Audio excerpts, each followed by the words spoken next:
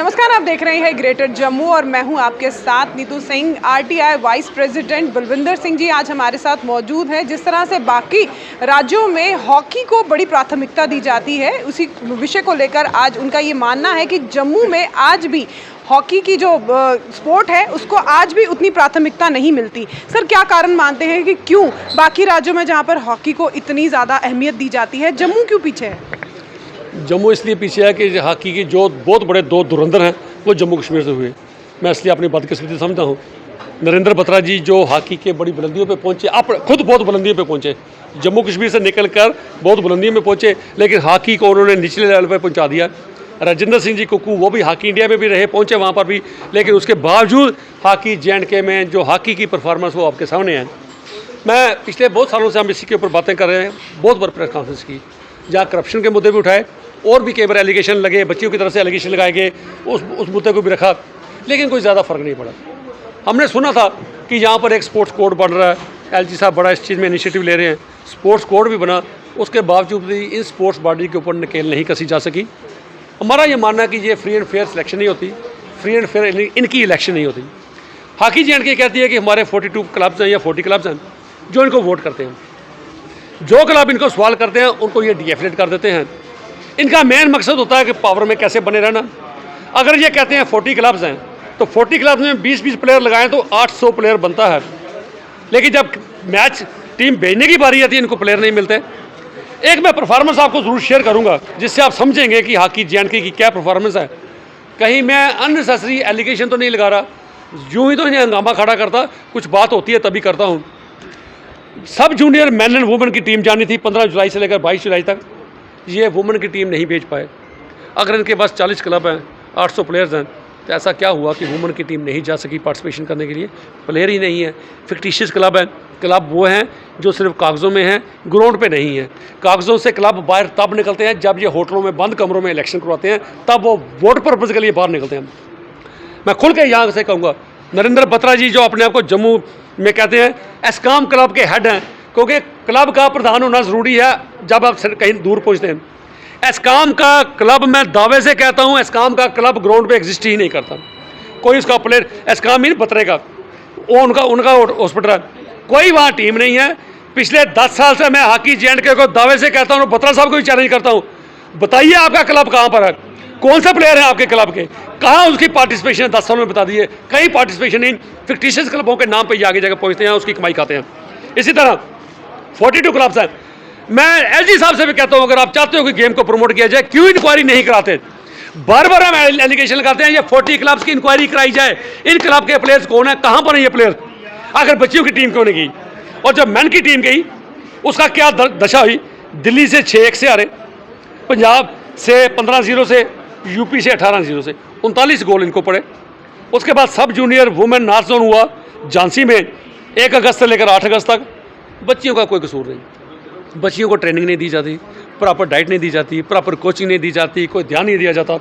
बच्चियों की टीम, आप सुन के हैरान होंगे, और मैं सबको कहूँगा कान खोल के सुने, जो एडमिनिस्ट्रेटिव डिपार्टमेंट ऑफ स्पोर्ट्स का, यूथ सर्विसेज स्पोर्ट्स के डायरेक्टर हैं, LG एडमिनिस्ट्रेशन है, हॉकी इंडिया है, स्पोर्ट्स काउंसिल है, जब तक आप कान खोल के नहीं सुनोगे ये दुरुस्त नहीं होगा।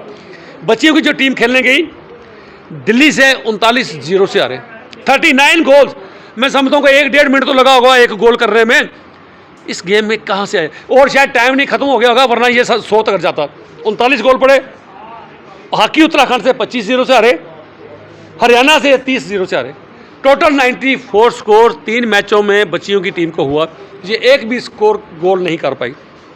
हॉकी J&K से सवाल पूछता हूँ, मैन नॉर्थ जोन 1 अगस्त से 8 अगस्त तक हुई मैन की, चंडीगढ़ से 13-1 से हारे, हर उत्तराखंड से 11-0 से, पंजाब से 21-0 से, 45 गोल किए। और मैं जम्मू वासियों को मुबारकबाद देता हूँ कि वो ये ना कहें कि हॉकी J&K ने पैसा खा लिया और कुछ कर नहीं कर पाए। क्या हुआ 45 गोल खाए? एक गोल तो करके आए ना। पिछले साल की अगर बात करें तो वुमेन हॉकी टीम के ऊपर भी कुछ एलिगेशंस लगाए गए। देखो, कुछ वुमेन्स ने इनके ऊपर हॉकी के कुछ सेक्सुअल हरासमेंट के एलिगेशन लगाए थे, उन्होंने मुझे लेटर्स भी लिखी थी, और मैंने भी तब प्रेस कॉन्फ्रेंस की थी। मैंने ये नहीं कहा था, मैं कह रहा हूँ, मैंने कहा ये और बच्चियों ने एलिगेशन लगाए हैं, लेटर उन्होंने मुझे पोस्ट किया, घर में रजिस्टर्ड पोस्ट मेरे पास पड़ी है, उसके ऊपर क्या एक्शन हुआ, क्या किया गया, या बच्चियां बाद में बैक ट्रैक कर गई। उसके बाद कुछ उन्होंने वीडियो ऑडियो रिकॉर्डिंग भी रिलीज़ की जहां पर इन्होंने फ़ोन करके बच्चियों को थ्रेटनिंग की थी, आपका कैरियर ख़त्म हो जाएगा, आपका ऐसा हो जाएगा, आपको हम और अच्छी पोजीशन देते हैं। तो बच्चियों को दोबारा उन्होंने कहीं ना कहीं पोजीशन दे दी। मैं उस इशू पे नहीं जाना चाहता क्योंकि मैं अपने लेवल से कभी भी किसी के ऊपर लाछन नहीं लगाता जब तक कोई खुद सामने आके ना कहे हाँ मैं इन्वॉल्व। तो उन्होंने लेटर मुझे लिखी थी, तब मैंने कहा, अलेजिडली कहा था। मैं ये कभी भी नहीं कहता भाई किसी की इमेज को टार्निश करूं, क्योंकि इमेज बनाने में कोई टाइम लगता है, तो मैं कभी नहीं करता। इसलिए आज जो एक सिलसिला, जो एक बहुत बड़ा सीरियस इशू है, हॉकी स्पोर्ट्स काउंसिल ने हॉकी J&K को टोटली डिफंक्ट बॉडी डिक्लेयर कर दिया हुआ, नोटिस निकाल दिया हुआ। उसने हॉकी इंडिया को लिख दिया है कि इनको यहाँ अडाक बॉडी बनाई जाए, क्योंकि ये काम नहीं करते, परफॉर्मेंस नहीं है, करप्ट प्रैक्टिसेस में इन्वॉल्व होते हैं, पार्शियल सिलेक्शन करते हैं, तभी परफॉर्मेंस नहीं होती। अगर सिलेक्शन फ्री एंड फेयर हो, प्रॉपर गाइडेंस के तहत हो, तो सिलेक्शन उसकी रिजल्ट भी होते हैं। तो अब जम्मू में आगे सब जूनियर की टीम नेशनल खेलने पार्टिसिपेट के लिए, जूनियर नेशनल खेलने के लिए जलंधर जाने वाली है। स्पोर्ट्स काउंसिल में मुबारकबाद देता हूँ नुसरत गुल जी को, मैडम जी को, उन्होंने इसकी सिलेक्शन अपने हाथों में ले ली। बच्चों में कहा आप पार्टिसिपेट करो, हम सिलेक्शन आपकी करवाते हैं। एक सिलेक्शन वो कर रहे हैं और हॉकी J&K ने दूसरी सिलेक्शन इलीगल कैंप गोरखजल में शुरू कर दी। अब बच्चे हमें फ़ोन करते हैं, उनके पेरेंट्स हमें फ़ोन करते हैं, भाई कौन सी टीम की सिलेक्शन जेन्युइन है, हमारा बच्चा किस टीम के तहत खेलेगा, किस बच्चे को जो सर्टिफिकेट मिलेगा वो वैलिड होगा। तो ये बहुत बड़ा सवालिया निशान है। राष्ट्रीय सरकार पे ऊपर भी जो खेल की जो ऊपर स्पोर्ट्स बॉडीज हैं ऊपर, उनके ऊपर भी इसके ऊपर संज्ञान लिया जाए। और मैं हॉकी इंडिया को भी कहूँगा, जहाँ मैं पूरी हॉकी इंडिया की टीम को मुबारकबाद देता हूँ, उनके जनरल सेक्रेटरी साहब भोलानाथ सिंह जी, दिलीप तिर्की साहब जो प्रेसिडेंट हैं, शेखर जी जो ट्रेनर हैं, उनकी मेहनत के ऊपर आज हॉकी बुलंदियों पे पहुंची है। आज हमें हमारा सिर्फ फ़ख्र से ऊंचा होता है कि ओलंपिक में उन्होंने मेडल लेके आए। लेकिन मैं उनसे दरख्वास्त करूंगा कि जहां आप नज़र इनायत बाकी रियासतों पे करते हैं, जम्मू कश्मीर पे भी नज़र इनायत करें।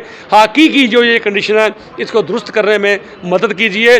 कम से कम अडाक बॉडी बनाइए, जम्मू में नेशनल और इंटरनेशनल प्लेयर्स को इन्वॉल्व कीजिए, अडाक बॉडी बनाइए, उसके बाद फ्री रजिस्ट्रेशन कीजिए क्लब्स की, ताकि वोटर जो हो फ्री एंड फेयर बने, ताकि हॉकी की सेहत को ठीक किया जा सके। तो ये थे हमारे साथ RTI vice president Balwinder Singh ji, जिनका ये मानना है कि जम्मू कश्मीर में इस समय हॉकी की जो टीम है उसका जो इस समय मौजूदा स्थिति है वो काफ़ी डामाडोल है। और ऐसे में इनकी अपील है गवर्नमेंट से कि इस हॉकी टीम को जो है और जो है निखारा जाए, ताकि आने वाले समय में जम्मू कश्मीर से भी हॉकी के प्लेयर जो हैं अपना परचम लहरा सकें। तो क्या कुछ कहना चाहते हैं आप इस वीडियो के बारे में? कमेंट सेक्शन में अपनी राय ज़रूर रखिएगा। तब तक के लिए मुझे दीजिए इजाज़त। कैमरामैन अजय साडू के साथ मैं नीतू सिंह, ग्रेटर जम्मू के लिए। धन्यवाद।